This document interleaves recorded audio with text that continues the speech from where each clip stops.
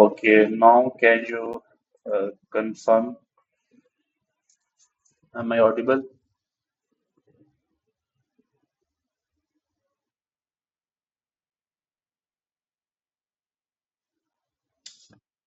Uh,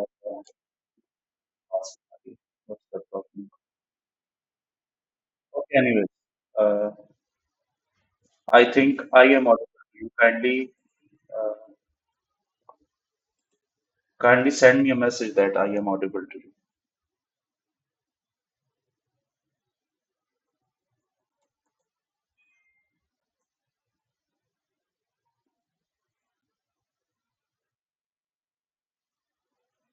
Okay, so I have received a message from Shabuddin that okay. So मुझे आपकी आवाज नहीं आ रही. If there is some kind of issue, then please. Okay, so let's start the class. Okay, so yesterday we were. Okay, by the way, this lecture is also being recorded. Okay, so I will inshallah upload it uh, after the class is complete. Okay, so yesterday we had started the topic of aircraft cooling.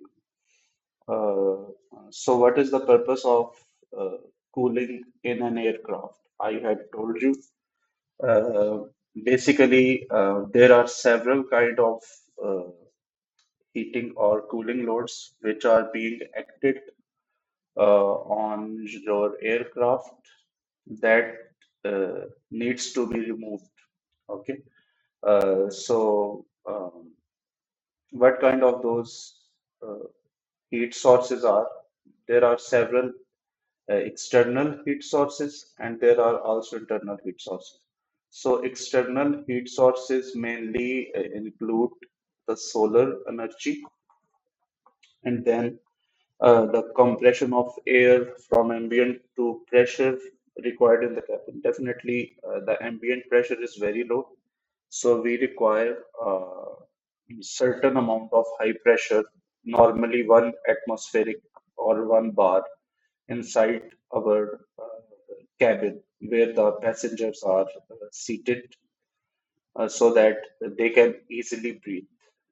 Okay, so for that, during that compression, as we know, during the compression of air, definitely that along with the pressure, that temperature will also rise. Okay, so then skin friction of aircraft generates a huge amount of energy, which is approximately if the airplane is traveling with a speed of 1,000 kilometers per hour. So the aircraft's body will experience a rise of 50 degree centigrade. So this is a huge contribution to the cooling load which is to be removed from inside the aircraft. Okay. So then we have the internal sources. So internal sources mainly include the heat given off by the passengers or pilot. So this is the major chunk. Okay, definitely, we as a human being generate heat. So where will that heat go? We don't know that. Okay, so to remove that heat from the airplane, we will definitely require some kind of air conditioning process happening inside the aircraft. Okay, so then heat from the engine parts.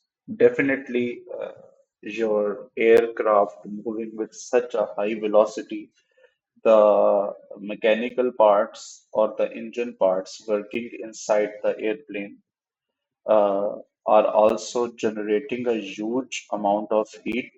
That heat may travel inside the cabin through conduction, convection, or radiation, which are the three mainly known processes of heat transfer. Okay, so and plus heat is also being generated by the electrical and electronic devices.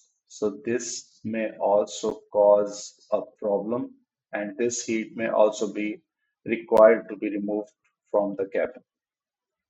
Okay, so what is the advantages of air cycle refrigeration?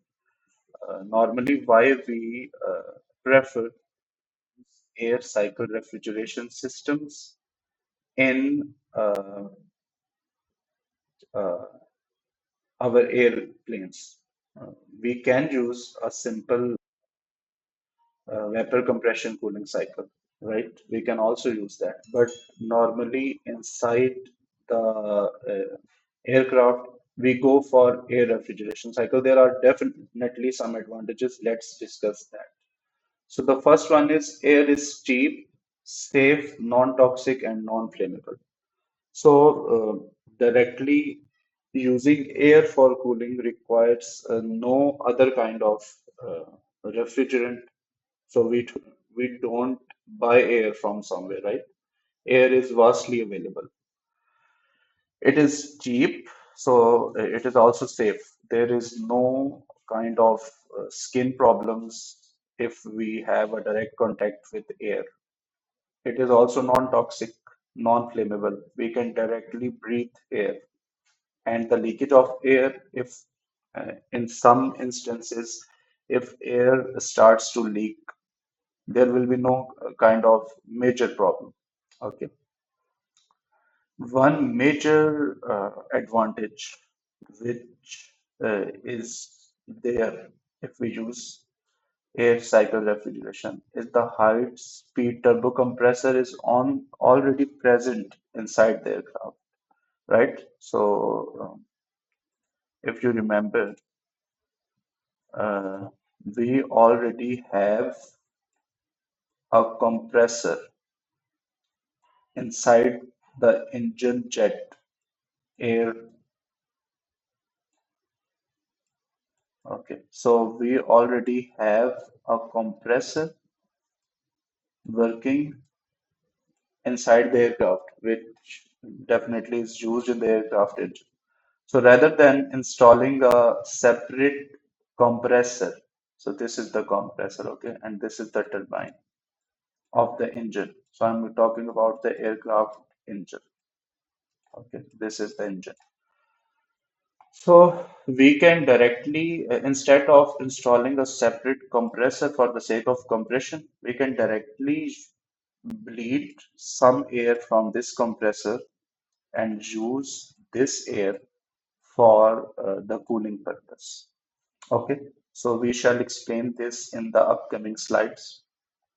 So this means that some additional compressor weight has been reduced. You are not using this separate compressor. This means an additional compressor is not required, and definitely that will reduce the weights per kilowatt of cooling. Okay, so this is a huge thing when we are talking about airplane. We require that our airplane is considerably uh, less in terms of weight. Okay, so that uh, is achieved when we use air cycle refrigeration. So what I'm saying, if instead of air cycle refrigeration, I had used a complete vapor compression system, which would require a separate evaporator, a separate condenser, and a separate compressor to run the refrigerant. So all of these weights and normally the tons required in aircraft may vary from 30 tons, 25 tons, or 30 tons of refrigeration up till um, higher amount.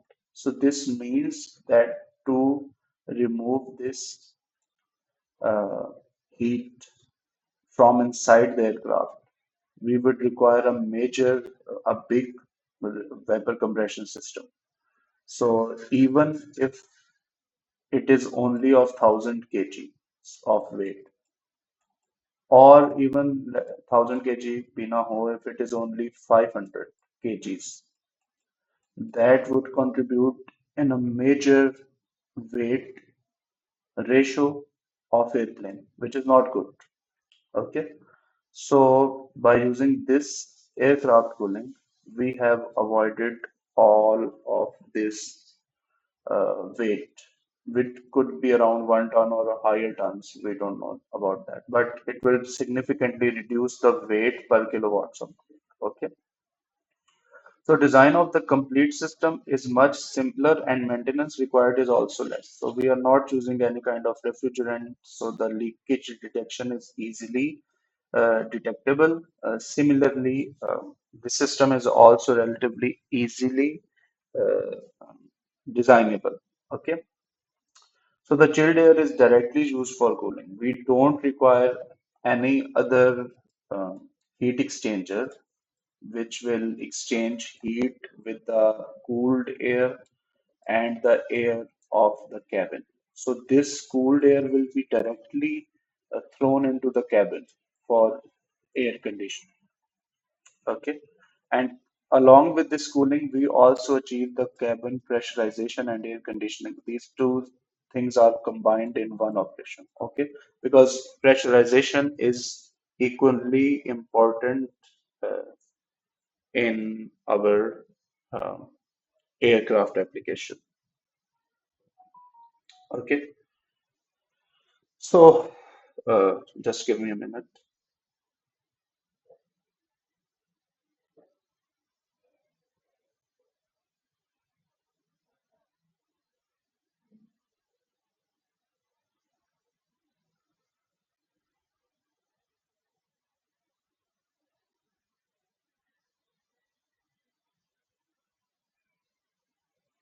Okay, so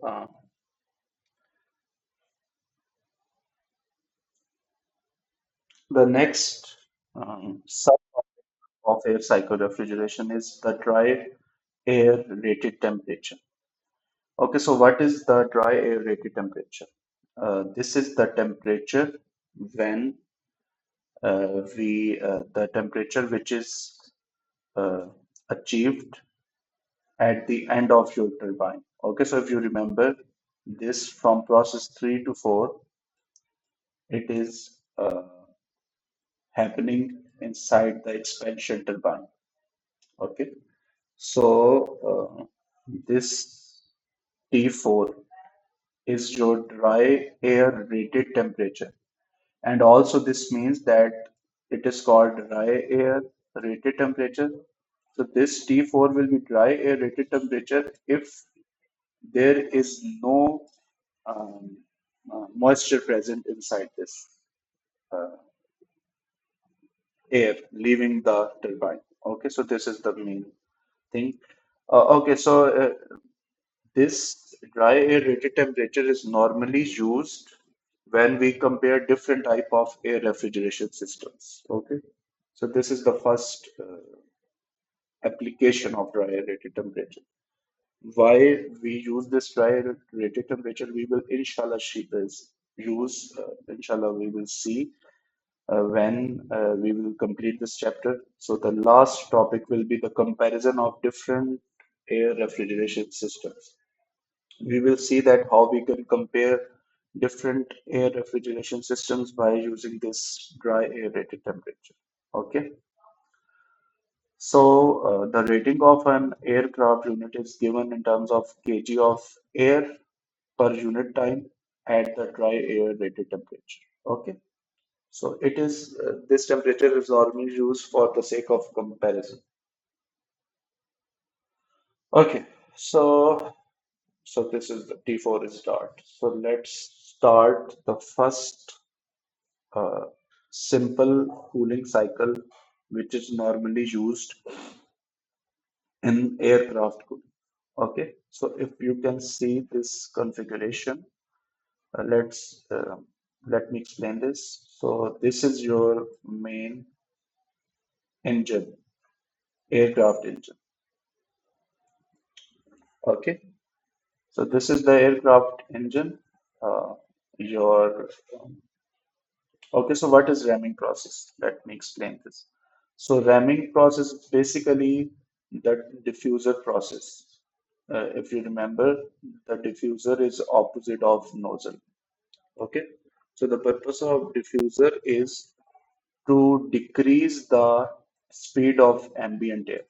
As we know that at least this plane would be flying with a speed of 1,000 kilometers per hour.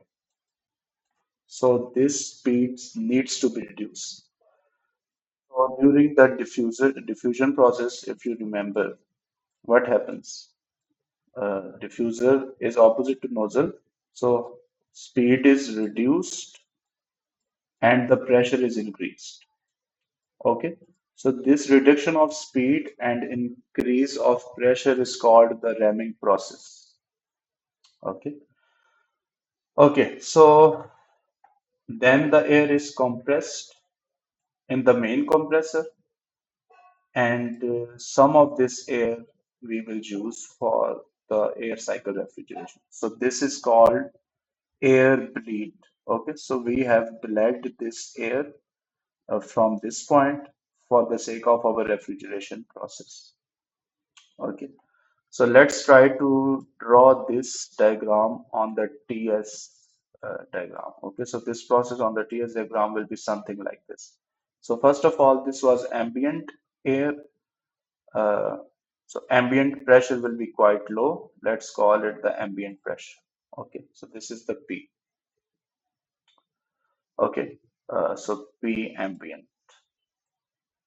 Then after the ramming process, this diagram is also given in the next slide, but I'm discussing here so that you can understand.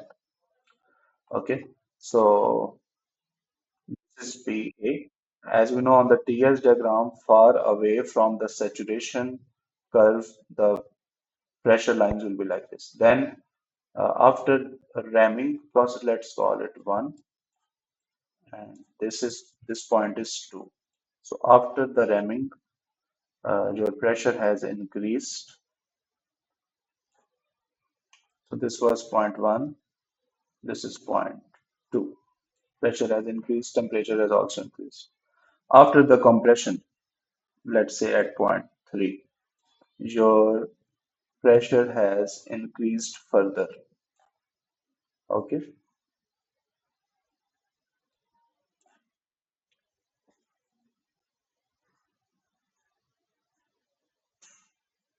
okay, just wait a minute.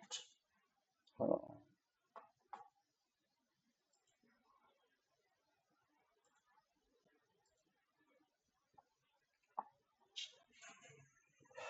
okay, so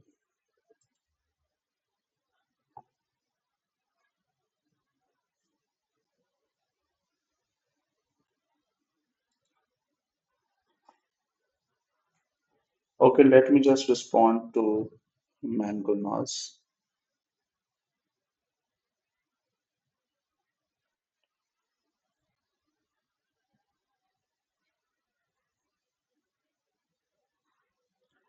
Okay, so let's continue our topic.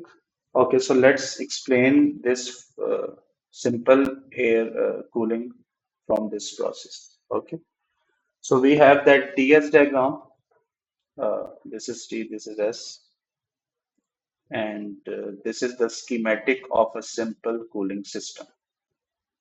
Okay, so as I told you earlier, so this is the ramming process. Okay, so the point 1, 2 is basically diffuser converts part of kinetic energy into pressure, okay, which is called ramming. Then from 2 to 3 is your isentropic compression. So ramming is also basically a compression process and increase in pressure. Okay, so without compression, we are increasing the pressure of air. So 1 to 2 is your ramming process. Then 2 to 3 is your isentropic compression process. Okay, and this is happening inside the main aircraft compressor. Okay, then 3 to 4 is basically heat exchange process from 3 to 4. is basically your heat exchange process, which is happening with the rammed air. So rammed air is relatively as a lower temperature, right? So this is the temperature of rammed air, which is lower than this zero point 0.3. So we make sure that the heat is being exchanged, and this heat exchange finally makes the pressure from the temperature at zero point 0.4 a little lower than the temperature at zero point 0.3. Okay. And finally, the cooling turbine is being utilized to reduce the temperature from zero point 0.3 to zero point 0.4. This is inside the cabin. This is inside the turbine. Okay. So this is cooling of air inside the cooling turbine and extraction of air definitely. And then ultimately from 5 to 6 after zero point 0.5 your at T5 your air enters into the cabin, it cools the environment and its temperature rises to T6. Okay, which T6 is the temperature which is being achieved after the cooling process has been done. Okay, so this means your air will enter into the room or the cabin at temperature T5. Okay, and it will leave the cabin at temperature T6 after producing the cooling effect. Okay, so let's discuss the mathematics behind all of this. So first process 1 to 2, ramming of air. It is the diffuser process. It converts the kinetic energy into a pressure rise. Okay, or in other words, enthalpy rise. We can equate the net change of enthalpy from point 1 to H2 minus H1 as equal to C square over 2. So C square is the outside air relative to the aircraft. This is the velocity or kinetic energy. Okay. So we are assuming that by passing through the diffuser. So let me just end it. So this is the ramming process. So we are assuming that it is actually a inverted convergent divergent nozzle, if you remember correctly. Okay. So by passing through this point, this whole nozzle, converted convergent divergent nozzle, your kinetic energy, it was very high at this point. It was c square by 2. Okay, and this c square was like 10,000 kilometer per hour. And now it has been reduced to, let's say, even if it is 1 or 2 kilometer per hour, that is very less as compared to this speed. So we are only considering this speed, not this one. Okay. So we have assumed that this value is very less or equal to 0. So that gives us this equation. And by simplifying it, again, this topic has been covered in fluid mechanics too in your fourth semester. Okay, so I will not repeat it here. Uh, that how we have got this equation, the Mach number and all. You should already know that. Okay, so we will not directly use this equation. We will go with the different types of equation, but for the sake of understanding, I have included this slide. Okay, so then again, so this was ramming process. So normally you will be given with this temperature and pressure in your numerical problems. Temperature and pressure at this point is given. Also, the temperature and pressure at this point is also given. Okay. So even if it is not given, we can use this equation because this is an isentropic process. Okay. The ramming process is also an isentropic process. Okay. So work of compression in the main compressor will be equal to m dot a cp T3 minus T2. Okay. And if we include the anisotropic nature of compressor, let's say this is T3 bar, 3 bar, then this point will be T3 bar in that case. Okay. So point 3 to 4 is your cooling off ram air. That is also equal to MACP delta T, T3 minus T4. And then expansion in turbine requires will be caused by the work of turbine, and that is equal to MACP T4 minus T5. Okay.